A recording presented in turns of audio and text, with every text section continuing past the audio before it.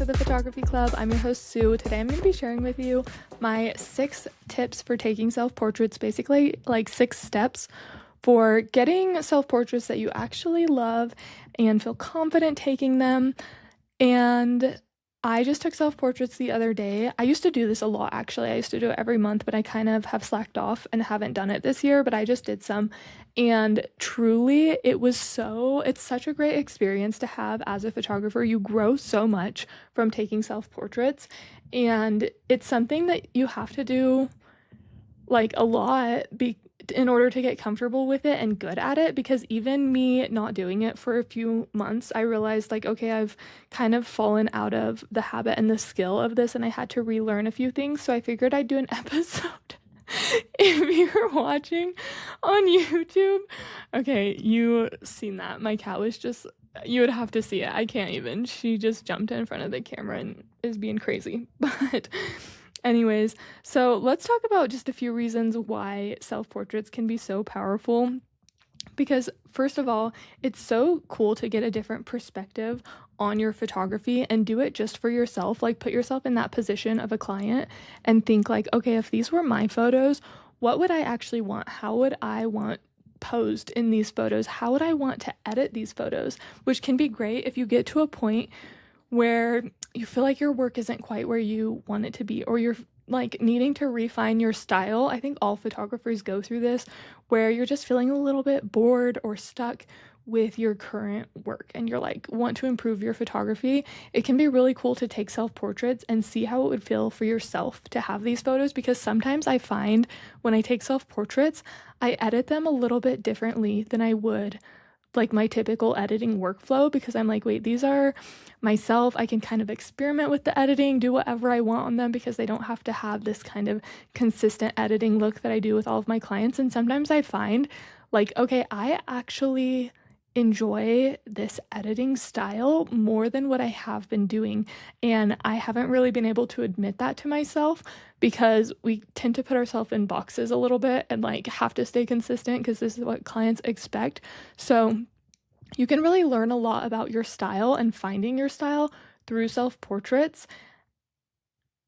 And then along with posing, I have learned how to pose my clients and myself 100 times better through self-portraits. Like, I've learned so much through the process, because you're really forced to, because you're in front of the camera. Nobody is telling you what looks good. Nobody is telling you like, oh, move your hand just a little bit, you have to do this. And it's a lot of just trial and error, because that camera is sitting there, like the camera's not moving around. You're forced to move yourself and find those angles and find those poses. And doing this every month for like 2 or 3 years, even after the first year, I noticed a huge difference in my ability to pose myself and to pose others. So especially if posing is something you struggle with, or you just want to get better at guiding your clients into these poses, I highly recommend trying out self-portraits, because it is going to help you. And taking self-portraits does also build your confidence. Like, especially at first, you are not going to feel confident, and that is so normal. Even going back and taking self-portraits after I haven't for a while, I did not feel confident at this photo shoot, and I don't even love the photos very much. Like, it was definitely a little bit of trial and error again, because I had forgotten some stuff. But if you keep doing it and keep showing up and push through that discomfort, like the very first few self-portraits I did, I hated the photos, like all of them, so much. Probably the first 5 I really hated, but going back and looking at them now, it's kind of really cool to actually see how much I've grown and changed and learned along the way. So you will get better at taking these, and it's so normal to not like them at first. One more pro to taking self-portraits is you're never going to be this young again. Like, you really get to document your life in such a fun and creative way. And I have had the best time looking back on my self-portraits, even the ones in the time where I feel like I hated. It's just such a fun way to document your life. So go out there and do it. Literally, if you're a photographer and you haven't ever taken self-portraits, you need to do it right now. This is your sign. And I'm going to tell you exactly how to do that. So let's get into my 6 steps for taking self-portraits. I'm going to walk you through mindset tips, and then kind of like the planning and styling phase, which is step 2. And then the gear and setup is step 3. Step 4 is lighting. Step 5 is the shooting flow. Step 6 is posing and facial expressions in order to get you self-portraits that you actually love, okay? So starting with mindset, and this is honestly probably the most important part of self-portraits. You have to mentally prepare for them. And it's so interesting to me. I don't think there's ever been a day that I was going to take self-portraits that I didn't dread it. Taking self-portraits is actually not very fun. I will admit there have been tears, struggles, frustration. Taking self-portraits is difficult. It's like 2 times as hard as doing a normal photo shoot, and I dread the days that I take self-portraits. There have been days usually when I'm in the moment and I get into a flow process and I enjoy it, but you have to mentally prepare for these because especially at first, they are not very fun, I will admit. It's fun when you do get better though, so keep your hopes up. I'm not trying to discourage you. So my biggest mindset tip is going to be to give yourself plenty of time. Literally set aside the whole day if you can and make it just a really like self-care day. Like make it fun. Take time to get ready. That way you actually look and feel good and it's not rushed, because that's how you're going to get the photos that you really love. And feeling really rushed can kill your creativity sometimes because you're just overwhelmed by that stress. And it's going to take longer than you would expect too. Like my self-portrait shoots are hours long sometimes in order to actually get photos that you love. Also keep in mind that it's completely okay if you take 500 photos and out of those 500 you only like one of them. Especially on your first photo shoot, like don't get discouraged. Just aim for one photo that you're okay with. Next mindset tip is be kind to yourself when you look at these photos. It's so easy to overly critique ourselves. I do it myself all the time, but I challenge you to really try and look at these photos you take as if you're looking at somebody else, as if you're looking at a friend, because you wouldn't look at a client's photos and think like, ew, they're so ugly, I can't use any of these. You would look for that story. You would look for their personality. So kind of take that perspective going into your own photos and just be kind to yourself. And then last mindset tip, like anything else, it gets easier with practice, okay?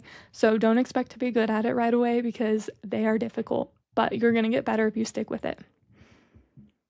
Okay, we're going to move into the planning and styling phase of self-portraits because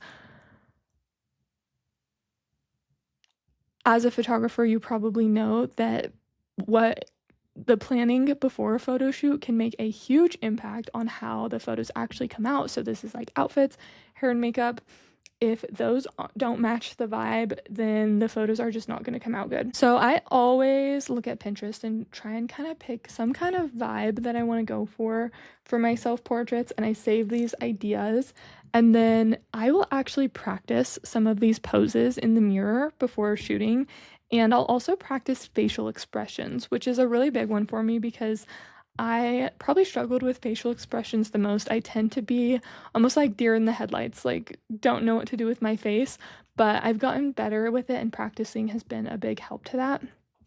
And then as far as styling, give yourself time, like I said, for that hair and makeup, and I would challenge you to have a specific hair and makeup look in mind because that is going to be a huge part of making your photos look good, is that preparation and actually helping it match the vibe. And the outfit is going to be huge too. If you don't have something that you like in your closet right now to wear, I challenge you to go into like a local boutique and ask if you can borrow some of their clothes to use for a photo shoot, especially if you're going to do it just like in your home or in a studio and the clothes are going to stay nice and clean. They'll be likely to let you, and then you can share the photos with them afterwards. Okay, we're going to go into gear and setup for your self-portraits. So you're going to want to connect your camera to your phone using a mobile app. This is what I do all the time. So I use Sony. The app that I use is called Imaging Edge. I believe Canon is Canon Connect. I don't know what Nikon's is, but you can just look this up online, what the specific app is for your camera. One thing I will say about these apps, I'm pretty sure they're all a little bit slow. Like they all kind of lag. And I just think that's the way that it is. But you can control your camera settings once the app is connected to your camera. And that's really helpful. And then you can also see yourself in your phone. Next thing you're going to do is you're going to set your camera to continuous shooting. So this is where when you click the shutter button, you have the option to decide how many photos your camera takes. Like when you click that shutter button, you can have it just on one photo, like not continuous. So every time you click that shutter button, it's only going to take one photo. But if it's on continuous, if you hold that shutter button down, it's going to take a whole bunch in a row, like So you can choose like what level of continuous. You can choose if you want them to be really fast. So like if you were doing a motion shot, you would want a high continuous, so it'd be like and like really capture all of those frames. But if you're just like moving around a little bit slower and you don't want to fill up your SD card that fast, then you can put it on a lower one where it's just like I wonder how well you can hear my sound effects in the microphone. But yeah, so put it to continuous. This typically looks like a little square with other squares, which represents like the photos. I don't know if that explained it very well for you, but I think you get the point. Okay, one of the biggest struggles I think a lot of people face with self-portraits is focusing, getting your camera to focus. So you're going to want to put your camera on face focus if your camera has that option, and also continuous focus so that it can kind of track you as you move. But if your camera cannot track your face, which I used to have a camera that couldn't, and I would have to manually set the focus and then take the photo, which is a lot more difficult, but definitely doable. So if you can't figure out how to track yourself in your focus settings in your camera, then what you're going to do is you're going to find some kind of object to place right where you're going to be standing or sitting, and then you're going to focus on that object, and then you're going to move it and then go where that object was.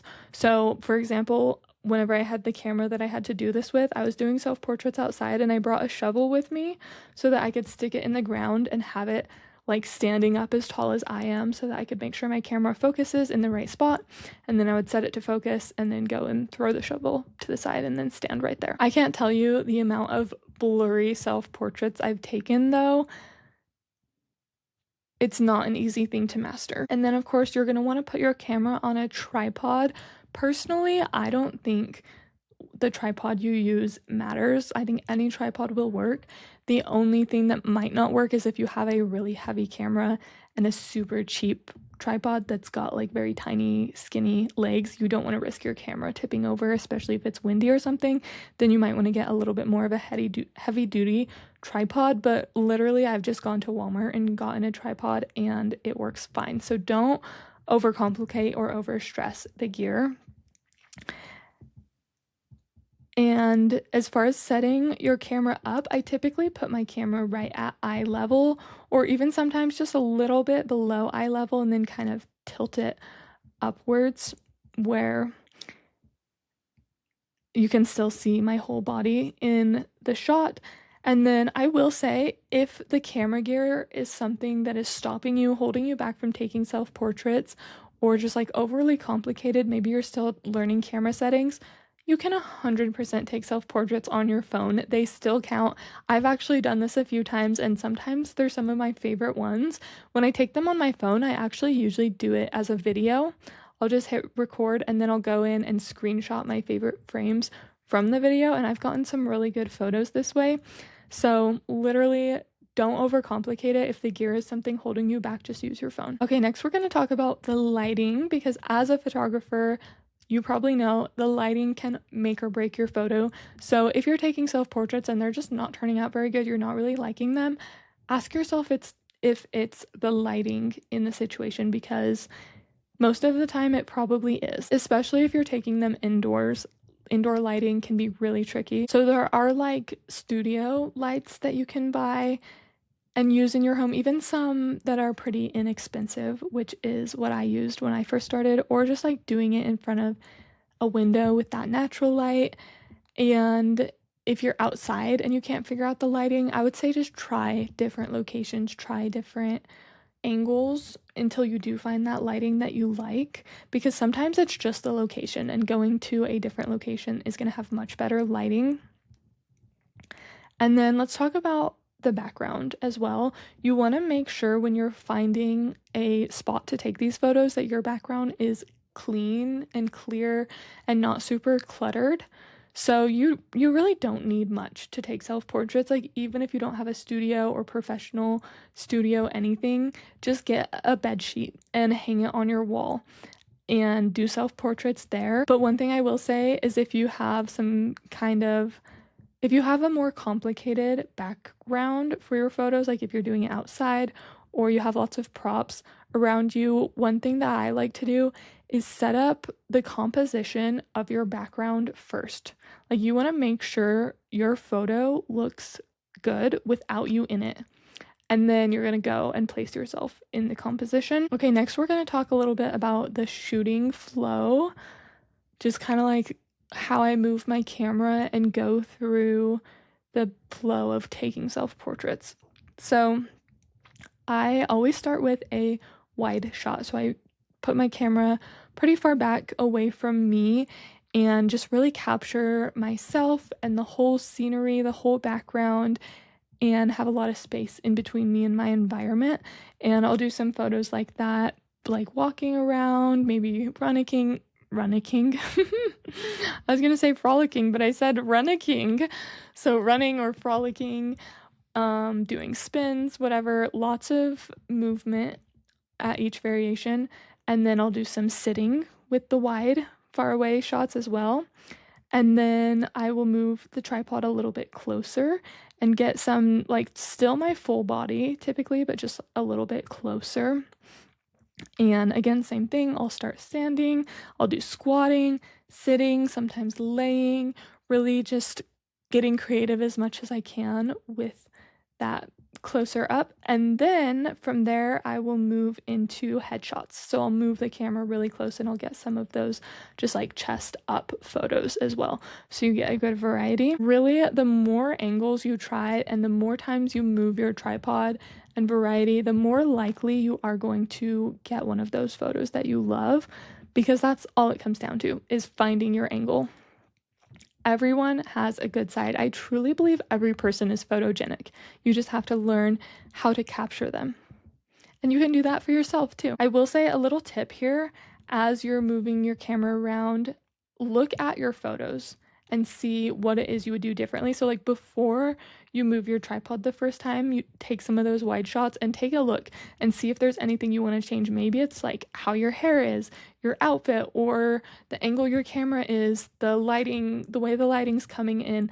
Take a look at it until you're happy with how they look, and then move your camera and then do it again. Like, I'll take a photo, look at it, okay, I want to change this. Take another photo, look at it, okay, I want to change this.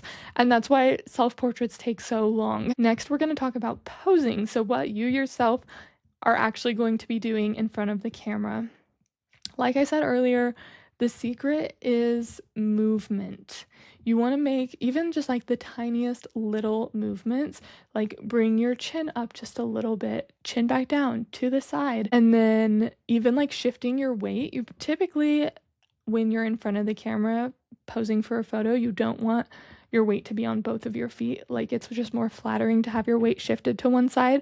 So shift your weight to one hip and then the other, and then even your shoulders. I think this is something people forget about a lot, is moving your shoulders back and forth, like putting one shoulder forward and then the other, and even doing some like one shoulder, bring it up kind of towards your ear a little bit, the other one down, do like a little diagonal thing. Just like those little movements are going to make a huge difference in the photo between one photo that you love and one photo that you hate. And then even I would challenge yourself to try like sitting up, like roll those shoulders back and tuck in that tummy, like hold the core and do one like that. And then actually do one relaxed, like fully just relax, a little bit more bored, editorial look. There's so much variation you can get. And the more things like this you can think, like the teeny tiniest little subtle changes in your pose, again, the more likely you're going to be to get a photo that you love. And you can probably see now how doing this has helped me to learn so much about posing, because I have had to learn this myself, learn how to do this myself. And it really helps you understand it better, understand what looks good in the human body, and then also tell that to your clients. Same thing with your hands. A big thing is like, what do I do with my hands? One thing I really like to do is stick my thumb through my pant belt loop and kind of just relax the hands there. But again, you don't want to keep them in the same place for too long.